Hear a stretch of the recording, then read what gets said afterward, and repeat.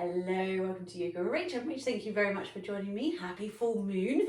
So it's full moon on Sunday. It's a couple of days away. So this goes up on the 25th. It's full moon on the 28th. We've just moved into our new season, our new astrological new year.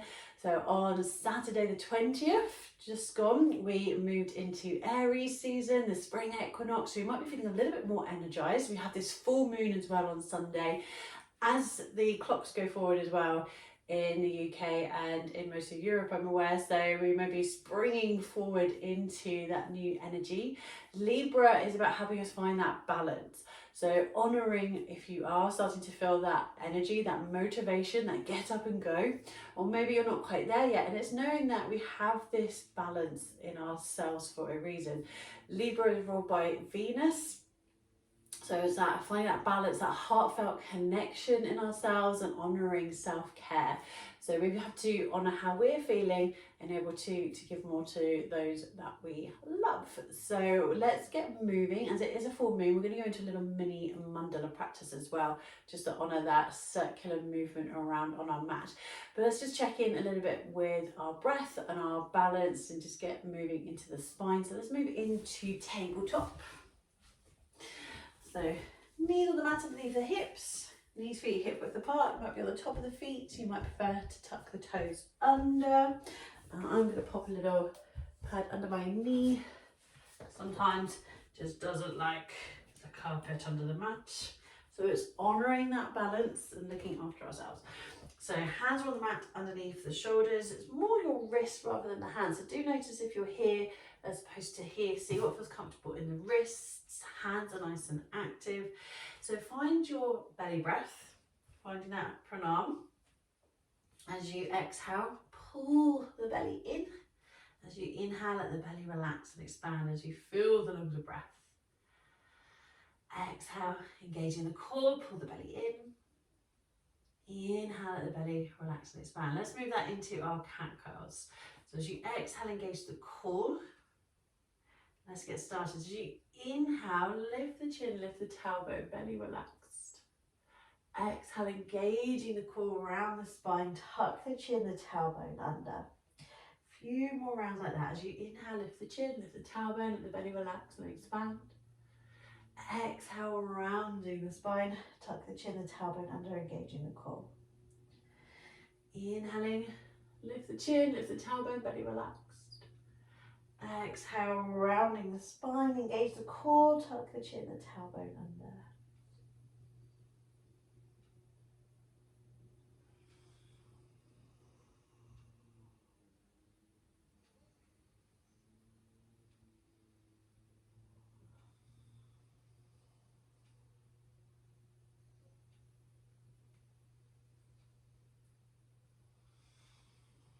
Let's do one more round. Inhale, lift the chin, lift the tailbone, belly relaxed. Exhale, rounding the spine, tuck the chin, the tailbone under. This time as you inhale, find your flat back or neutral spine. I'm going to go right side, but it doesn't matter which side you start with. We're going to tuck under the toes so the knee lifts. Just find a little calf stretch as you push the heel back. From there, lifting into your balancing table. And you can stay with your belly breath. So as you inhale, the belly is relaxed. Exhale, engaging the core. Inhale, belly relaxed.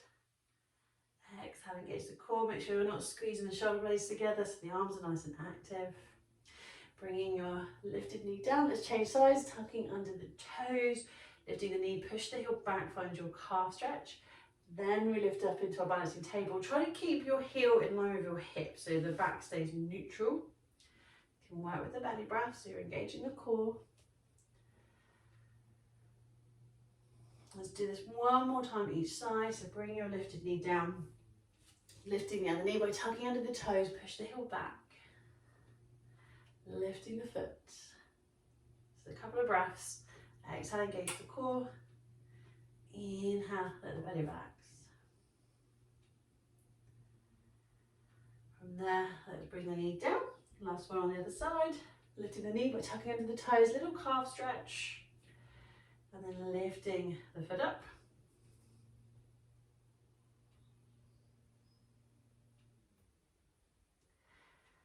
Focusing on the breath.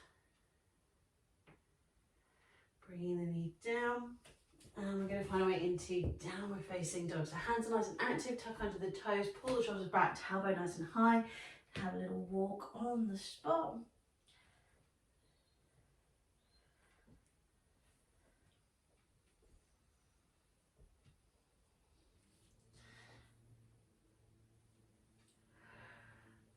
Have a little rock or sway of the hips. We'll be looking under the arms, just releasing into the back.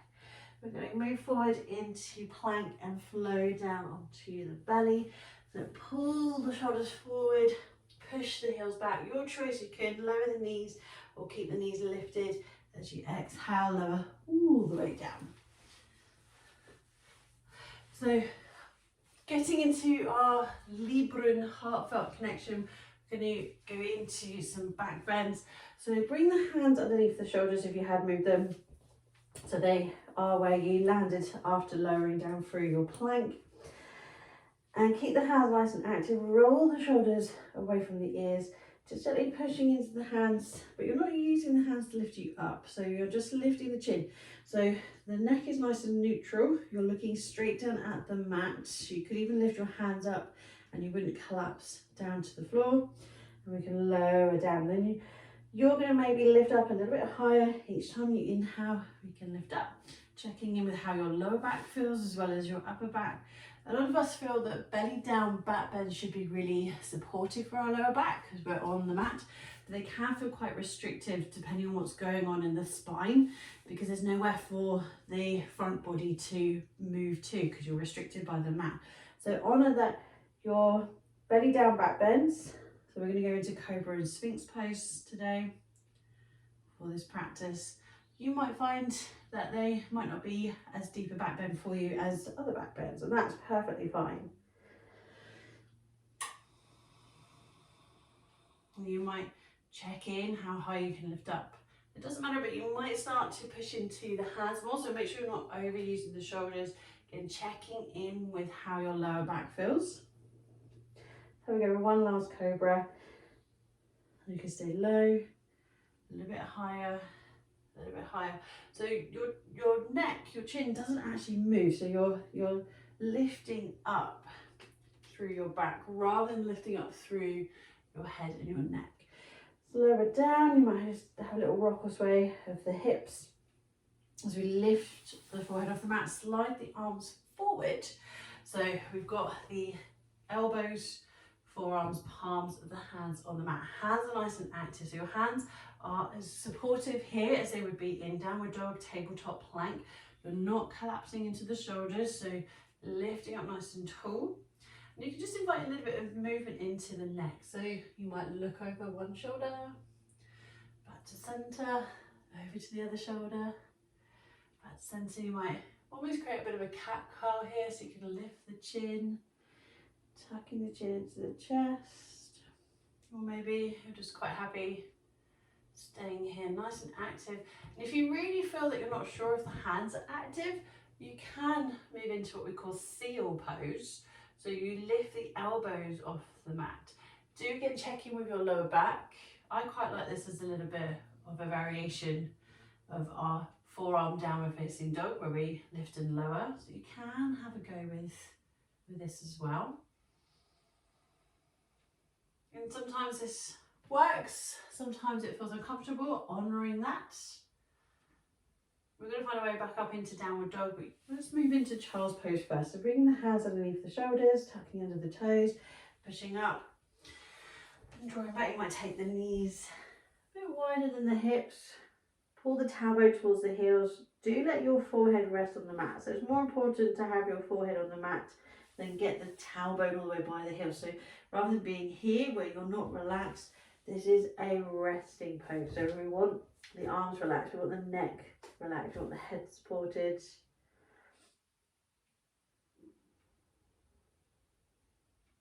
And you can always move into child's pose whenever you need to. It's always good to have that rest.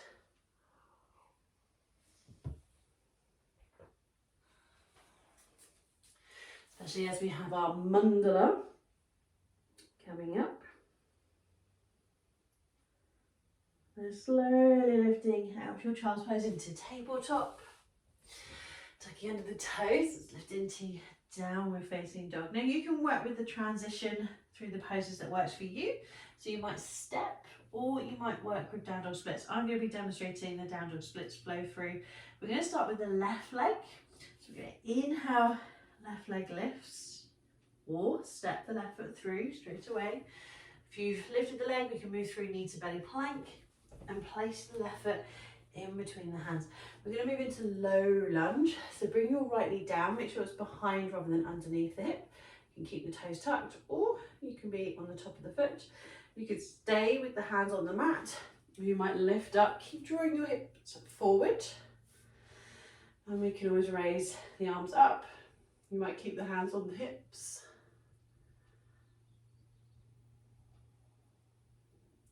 The hands are lifted, bring the hands down. We're going to tuck under the right toes to lift the knee. And we're going to turn around to the right. So you're going to spin your right foot so you're pushing the heel down. Moving around to the right. Pause as you get halfway so you're in a wide forward fold. Adjusting the feet so you might bring the feet closer in, further out. I'm going to keep the toes turned out because we're going to lift up, bending into the knees and find our way into goddess pose or high squat. I don't know, I'm cutting my head off of the camera, but we're not sitting up very high, very long. So we're going to bring the hands back down. We can move through that wide forward fold, turning around to the right still, gently moving the feet. So now we're facing the back of our mat. Bring the left knee down into our low lunge. You can keep the left toes tucked under or on the top of the foot. Keep drawing the hips forward. We might bring the hands up off the mat. So we can bring the hands onto the hips or raising the arms up. Bringing the hands down, we're going to move into downward dog, tuck under the left toes to lift the left knee, and we can step or slide that foot back. So now we're facing the back of our mat, we've got to get back round to where we started, so we're staying on the left side, lifting the left leg up, or step the left foot through, finding that low lunge. Bring the right knee down, toes can be tucked or untucked, keep drawing the hips forward, you might keep the hands on the mat, or lift the hands onto the hips, or raise the arms up. So we're going to be moving around to the right towards the top of the mat, wide forward fold, yogic squat. So lift the right knee, turning around. So you move the feet. We can fold forward. We want the toes turned out as we lift up, bending into the knees. Try to keep the shoulders over your hips as though you're leaning your back against a wall.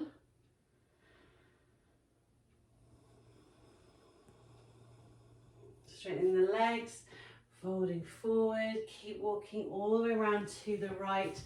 Hopefully we're facing the front of the mat once again. Bring the left knee down, toes tucked or untouched, low lunge.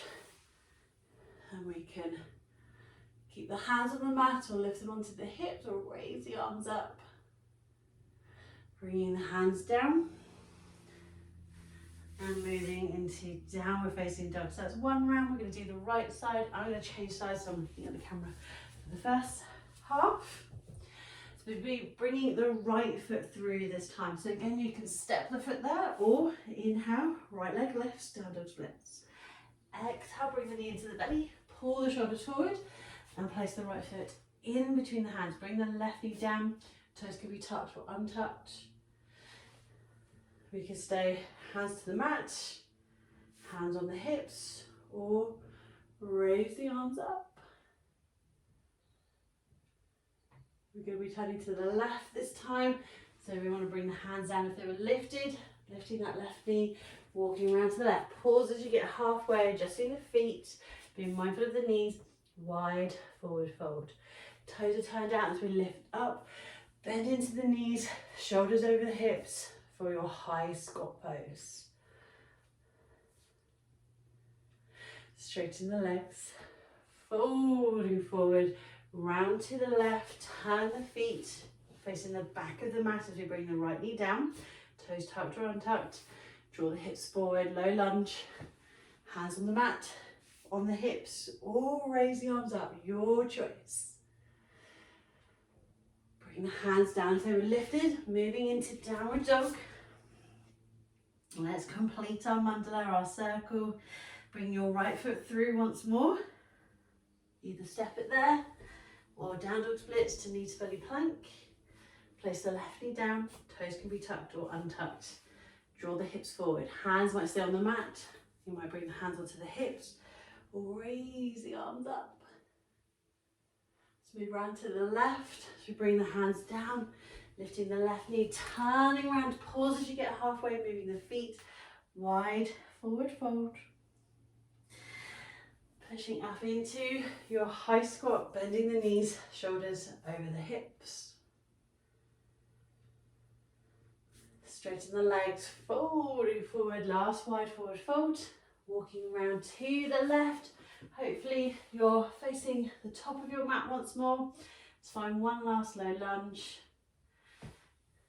Hands on the mat, on the hips, or raising the arms up. Bringing the hands down and downward facing dog. Lower the knees, knees hip width or wider. Drawing tailbone towards the heels, let your forehead rest on the mat, moving into child's pose.